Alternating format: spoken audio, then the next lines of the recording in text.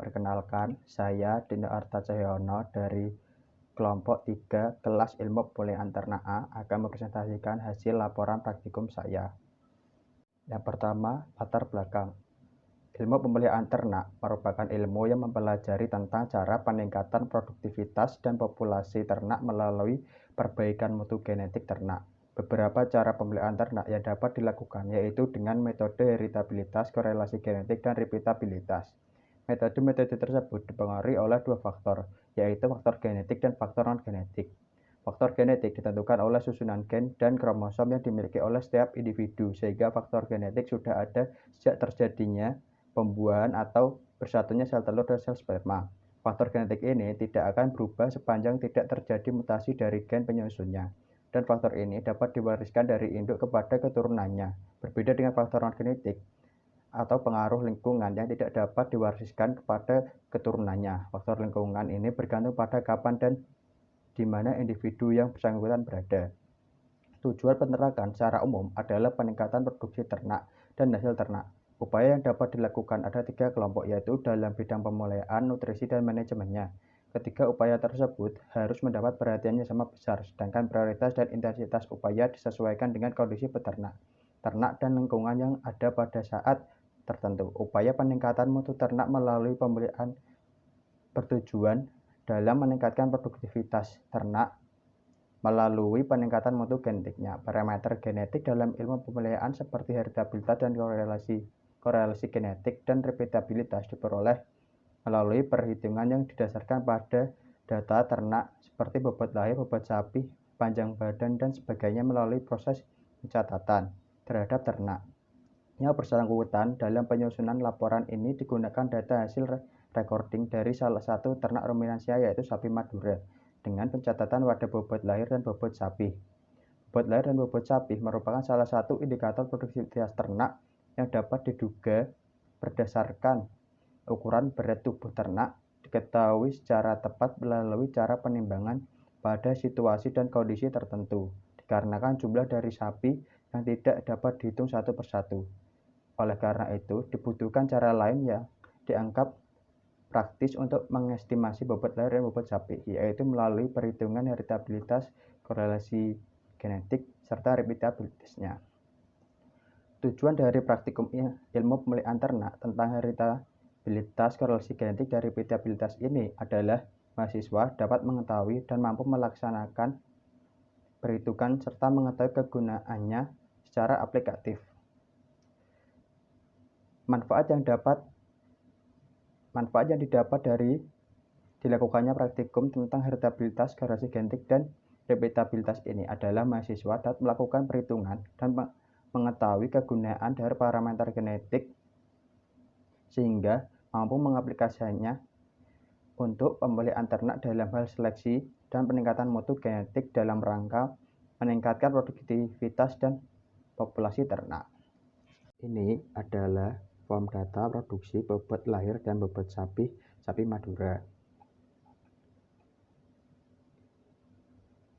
Untuk heritabilitas bobot lahir 1, rekapitulasi datanya seperti ini. Lalu, data-data tersebut dimasukkan dalam rumus FK, JKS, JKW, DBS, DBW, KTS, KTW, KTHW, KTHS, dan heritabilitas indeks. Berdasarkan perhitungan di atas tadi, nilai heritabilitas bobot lahir yaitu 1,59. Hal ini menunjukkan bahwa nilai yang didapat berada di dalam rentang nilai heritabilitas, yaitu 0 sampai 1.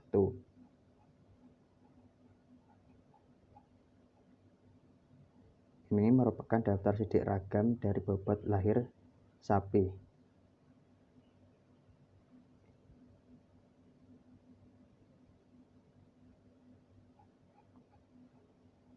Lalu untuk heritabilitas bobot sapi 1, rekapitulasi datanya seperti ini. Sama seperti tadi, data-data tersebut dimasukkan dalam rumus FK, JKS, JKW, DBS, DBW, KTS, KTW, KTHW, KTHS, dan heritabilitas. Berdasarkan perhitungan di atas, nilai heritabilitas bobot sapi yang didapat dari perhitungan yaitu minus 0,64. Hal ini menunjukkan bahwa nilai yang didapat berada di luar rentang nilai heritabilitas, yaitu 0 sampai 1.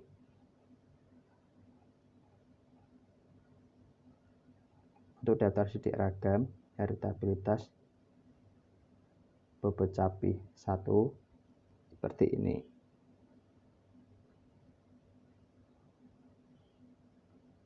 Kemudian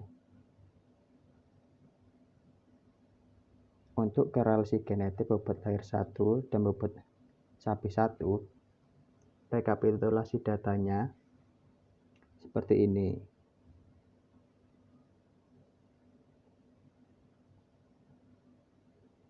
Data tersebut digunakan untuk menghitung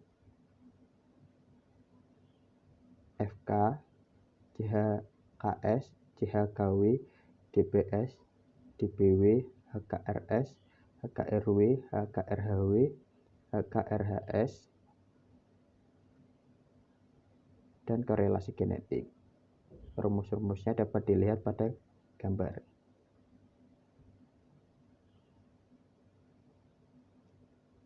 Dari perhitungan, nilai korelasi genetik yang didapat adalah minus 109, yang menunjukkan bahwa koefisien korelasi antar bobot lahir dengan bobot dewasa tidak ada hubungannya.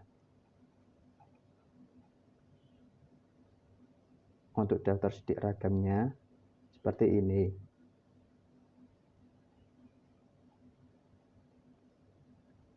Lalu untuk repeatabilitas bobot lahir antar kelas, rekapitulasi data dan perhitungan seperti ini.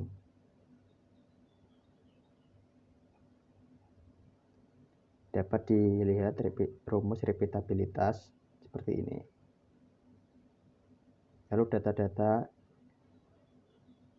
dari tabel dapat dimasukkan. Dan didapatkan nilai repeatabilitas bobot lahir antar kelas sebesar ini. Yang dapat disimpulkan bahwa nilai yang didapat berada di luar rentang nilai repeatabilitas yaitu 0 sampai 1. Lalu untuk repeatabilitas bobot sapi dalam kelas, rekapitulasi datanya seperti ini.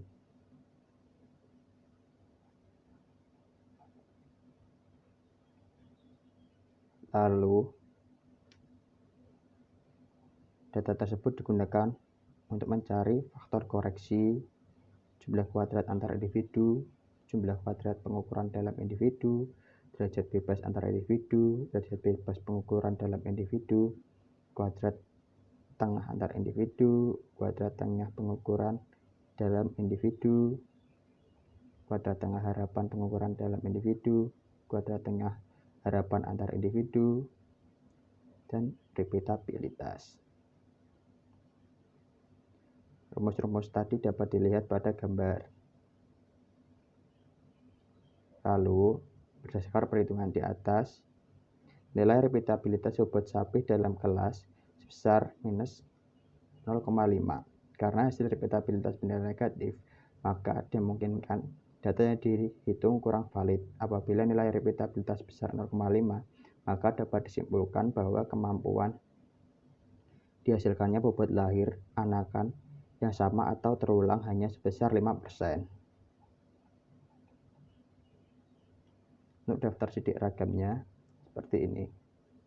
Dapat dilihat pada gambar.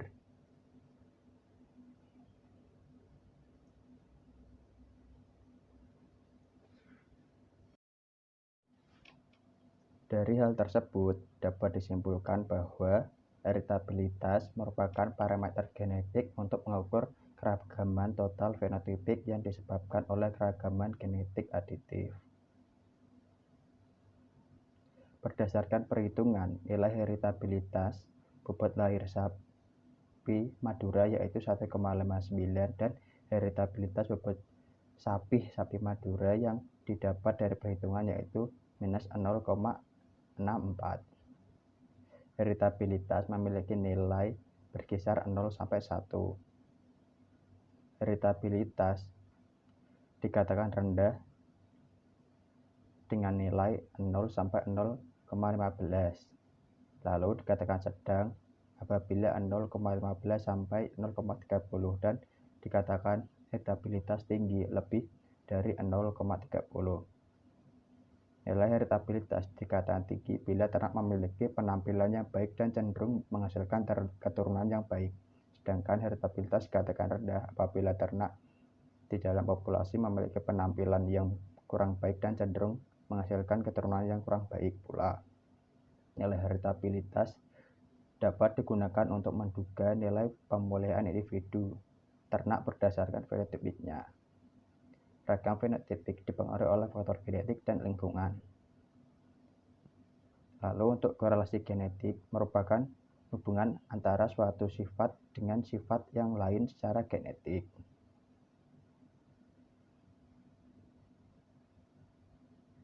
Korelasi genetik disebabkan oleh adanya ekspresi gen antara lain. Satu gen mengekspresikan satu sifat.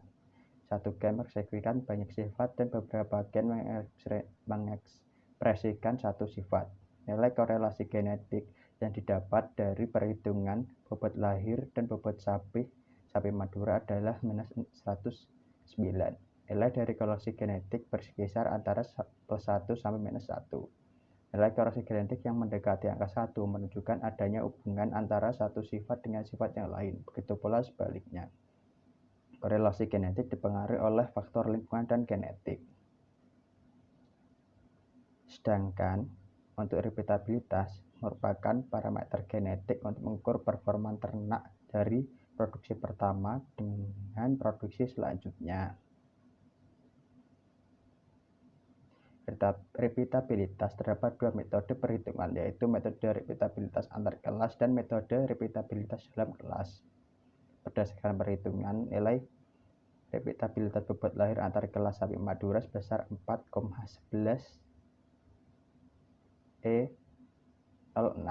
Sedangkan perhitungan nilai repeatabilitas bobot sapi dalam kelas sapi madura sebesar minus 0,5.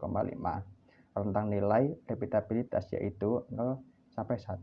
Nilai repeatabilitas mendekati 1 menunjukkan ternak memiliki repeatabilitas yang tinggi. Artinya, kemampuan mengulang produksi sama dengan produksi yang pertama sangat tinggi. Faktor lingkungan dan genetik dapat mempengaruhi performa individu. Sekian dari saya. Apabila ada kekurangan, mohon kritik dan sarannya. Wassalamualaikum warahmatullahi wabarakatuh.